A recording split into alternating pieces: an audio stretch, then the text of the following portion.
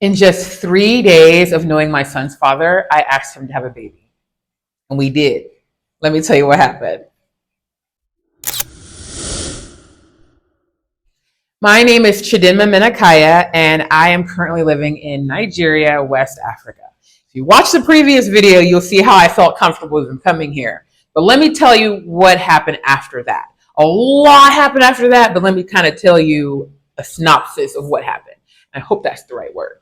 So, how did I have a baby bunny? How did that go down? Well, let me tell you what happened. So, I came to Nigeria. I was like, you know what? After COVID, I was just like, wait, when can we travel? When can we travel? I moved to Nigeria. After COVID, I was like, bye, moved to Nigeria. I got a place in Enugu, Emene Enugu specifically. So that's like not Abuja or Lagos, the big parts. That's like going toward the east. I had this deal working with the Ministry of Tourism for Anambra State, and I didn't want to live in Anambra, so I was living in Enugu, which is like a 2-hour drive away. So I'm in Nigeria, is the point, in West Africa, and I'm the only American I'm seeing in this place. So I'm minding my own business. I go on this, go online, and I just say, hey, I need a realtor, and whoever shows up with a car, I'm going with them. People showed up with a car. So they took me to two places. The second place they took me to, I said, I want this home. And it was a little bit above my price budget, but I said, you know what? This is the home I want. And what I've learned about my life and myself is I'm supposed to pick what I want and keep going towards it. And then suddenly life opens and it all works out. So I said, I'm going to get this home. And it was more than I even had in my account. What happened was I had a deal that I had made in September where I get grants for people and I get a percentage. Well, suddenly we're in like I think February, January-ish, and this had happened in October, September, and it had been months. And I'm like, you know what, whatever. I don't know when I'm getting that money. I got that money that day. When I said I'm taking this house, I got a call. They said your money is here. I said, whoo, can you imagine? So I said, okay, how am I going to transfer this money in my American account to the Nigerian account that I have to pay? Went to my hotel, and I had been trying to leave this hotel because I didn't like it. There's a lot of hotels, but I had a price budget, but I'm bougie-ish, as in I need a certain kind of bathroom. I want a certain kind of vibe. So I had left that hotel, and then came back. One second, my son's calling me. So I had left that hotel and came back after spending a night at somewhere worse. And so I was at the hotel saying, you know what, the Wi-Fi is not working. I need Wi-Fi in order to send the money to get this house. I can move out of this hotel. Can someone help me? And they was like, I'm sorry, Ma, the internet is not working in the hotel. So I was going to different staff and saying, can I hotspot you? Can you hotspot me? Can I borrow your Wi-Fi, your data on your phone? And they were saying, Ma, look at my phone. I don't even have a phone with Wi-Fi, with data. So I was like, okay, I need to speak to a guest. So I went outside of the hotel, and there's this gorgeous lounge area, and I saw this girl just relax. I go up to the girl, and I'm like, hey, girl, so can I borrow your Wi-Fi? Can you hotspot me? She said, sure. She put it on my hotspot, and I said, thank you so much. Afterward, I was able to do everything I needed. I offered her money, and she said, no, no. And I ended up becoming friends with her. We were just talking and enjoying our evening. And then she's like, come on, let's go up to my room. And then you go to your room, but let's go to my room first and just keep hanging out.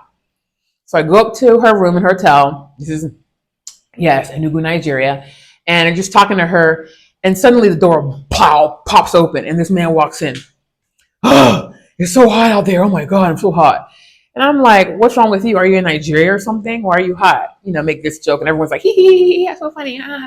Why did that end up being the man? Okay, because he ended up sitting down. He was from America, just like me. Okay, and he was born in America but raised in Nigeria. One of 9 siblings, and most of them kept showing up in that room. I remember thinking, wow, he has a big family, and they're so encouraging. They were going through stuff, but they had each other's back. And I was talking to the guy, and he was giving me all this phenomenal advice because he grew up in Nigeria. He could speak Igbo, and he was telling me all these things like, oh, you make sure you do this. And I was taking notes. And then suddenly he's like, oh, look what I'm doing. And I'm like, I'm doing that too. Oh, you have a clothing line? Me too. Oh, you are trying to do this in Nigeria? Oh, me too. We were on the same exact page. Oh, you're not living in America right now? No, you're trying to do this in Nigeria? Yeah. Oh, so I'm same page. Kind of find out this man is the exact same age as me.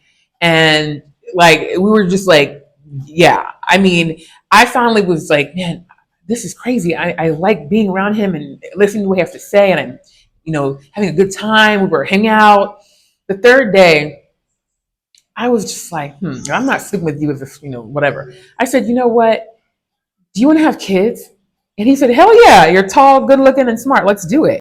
So at one point, I did hear him say, I'm the only one of my siblings not married and with no kids. I remember thinking, wait, so I don't actually have to leave this situation? And that's also what was in my mind when I asked him to have the baby. And boom, man. The first month I got my period. I remember I was like, okay, well, it was a sign from God. Thank you, God, for this. This man did not leave me alone. I was telling him, oh, my period hurt. He was giving me advice because, I use in America, I have a heat pad. In Nigeria, he's like, take the water and a hot towel and put it on your stomach. And then I was like, okay, well, maybe I'm supposed to, thank God I didn't get pregnant, like move on from this. He came to my house. He's like, when we're having a baby, we had an agreement. So I was like, okay, so it was cool that he got to come and pursue too. And boom, the next month I got pregnant. I had my son, or I conceived my son. And so it was just phenomenal that's how we met. He happened to be Nigerian American in Nigeria, in Nugu. Same with me. And we have the exact same vision and goal, same age, same everything. And so we ended up deciding to partner up. After I got pregnant, I found out he was actually a retired U.S. Army veteran. He never mentioned it. So he was retired and went through something in the military, and they told him that he would not ever be able to have kids, and he hadn't had kids since then. So now for him to be about to embark on the journey of fatherhood was something that he found miraculous, and honestly was definitely a divine encounter. One important note about why I felt confident doing this, I was about 37, 38 at the time.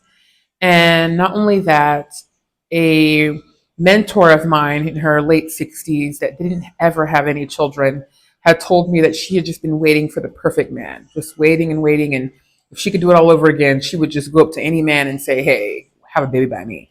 So I laughed at her at that time, but that was also on my mind, doing it within reason. So I actually ended up giving her a sash, Queen Instigator, at my baby shower. So that was also something that happened to make me feel comfortable going this route. And so that was 2021. So how's it going now, you may ask? Well, let me tell you how it's going. It's been 3 years, and I am currently pregnant, honey, with baby number 2. Woo-hoo! 3 years later, honey, and baby number 2 is coming March 2026. So stay tuned for more miraculous stories, honey, of this life. And if you listen closely to this story, there is not one part or place where I said it was a peaceful, blissful, perfect situation.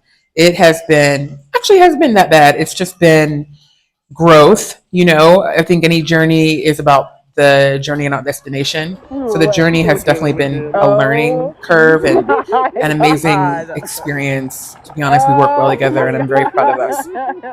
If this video found you at the right time, and maybe it's not a coincidence, go ahead and hit that like button and subscribe so we can keep growing through this journey together.